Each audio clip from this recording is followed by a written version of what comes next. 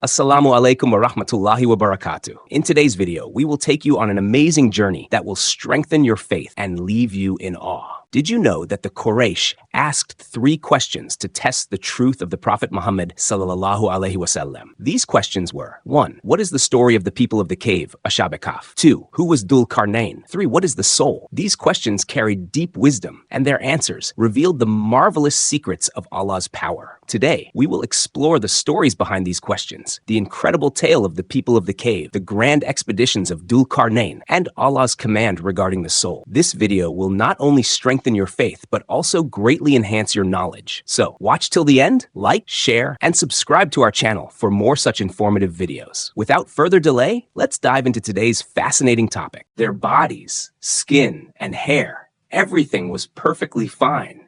It was just as if they had been sleeping peacefully. Nothing had changed at all. They began talking to each other. "Hey, how long do you think we've been asleep?" One of them replied, "Maybe a day or even less." He said this because they had fallen asleep in the morning and woken up in the evening, so they thought they had only slept for a short time. Then one of them said, "Only Allah knows for sure." Now, they were feeling very hungry and thirsty. They decided to get some food from the market. They still had some money with them, as they had spent some earlier in the way of Allah, but a portion was left. One of them suggested, "Let one of us take this money to the market and buy some clean and good food, but be very careful while going and returning, so no one notices him. Even while buying, stay alert and make sure no one finds out about us. If they discover us, we'll be in big trouble. King Decius's men might still be searching for us." So, one of them stepped out of the cave. Everything looked completely different to him. He had no idea that they had been asleep for 300 years. He noticed that nothing was the same as before. He didn't recognize anyone in the city. Confused and scared, he walked forward cautiously. His mind was spinning as he thought, "We left this city just last evening. How could everything change so suddenly?" Feeling worried, he decided, "I should quickly buy food and return to my friends." Finally, he reached a shop. He handed over his money to the shopkeeper and asked for some food. But when the shopkeeper saw the coin, he was shocked. He showed it to the shopkeeper next to him and said, "Brother, look at this coin. Which time does it belong to?" The second shopkeeper passed it to someone else, and soon many people gathered around to see the coin. They were all curious. Then they asked him, "Where did you get this coin? Which country are you from?" He replied, "I'm from this city. I just left here yesterday evening. The king here is Decius." Hearing this, they laughed and said, "This man must be crazy. Let's take him to the king." So they brought him to the king. The king asked him many questions, and he told them everything about what had happened.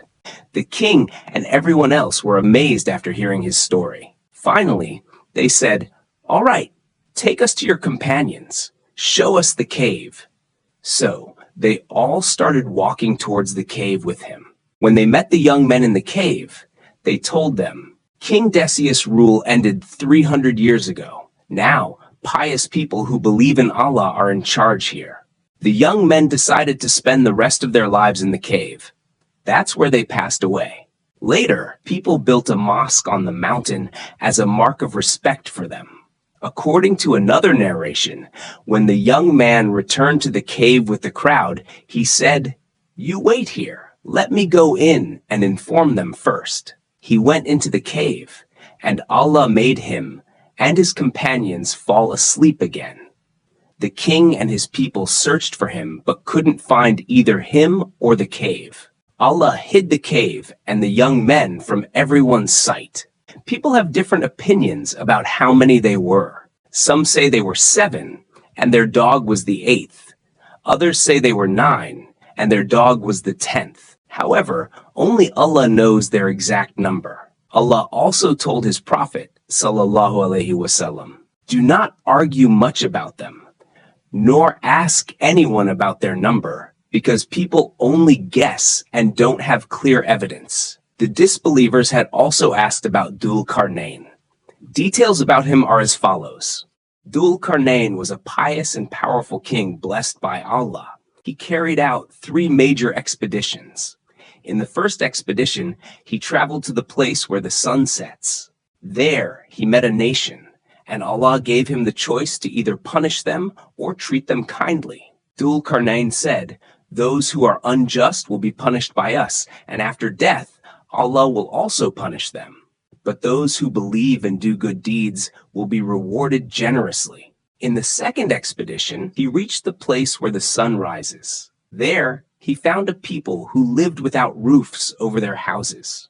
In his third expedition, he reached a place between 2 mountains. The people there spoke a different language, so communication was through signs or interpreters. They complained about the destruction caused by Gog and Magog and requested Dhul-Qarnayn to build a barrier between them and Gog and Magog. Dhul-Qarnayn asked for iron sheets, and with them, he built a strong wall. Then, he poured molten copper over it to make it even stronger. When the work was complete, Dhul-Qarnayn said, "This is Allah's blessing that I was able to accomplish such a great task. Before the day of judgment, Gog and Magog will succeed in breaking through this wall." There are various explanations about Dhul-Qarnayn in books. The name Qarnayn means 2 directions, because he traveled to the farthest corners of the earth. Some say Qarnaynat refers to 2 horns, as it also means horns. His name was Alexander, but he is not the same as the Greek Alexander the Great. The Greek Alexander was a disbeliever, while Dhul-Qarnayn was a believer and a friend of Allah. He was from the descendants of Sam, the son of Prophet Nuh, alaihi salam. Hazrat Khidr alaihi salam was said to be the standard bearer in his army. Regarding the third question about the soul, Allah said, "They ask you about the soul. Say, the soul is by the command of my Lord." This means the reality of the soul is known only to Allah, and no one else has this knowledge. The Jewish scriptures also mention the same, that the soul exists by Allah's command, and its knowledge is with Allah alone, which He has not shared with anyone. The Jews had already told the idolaters, "If he, the Prophet sallallahu alaihi wasallam, explains the soul in detail, know that he is not a true prophet. But if he only says that the soul exists by Allah's command, then he is a true prophet." When the Prophet sallallahu alaihi wasallam gave exactly this answer, it confirmed the truth of his prophethood. Now, let me share an interesting story. When Muslims conquered India, a Hindu scholar came to debate with the Muslim scholars. He demanded, "Send a scholar to debate with me." People pointed towards Imam Ruknuddin for the task.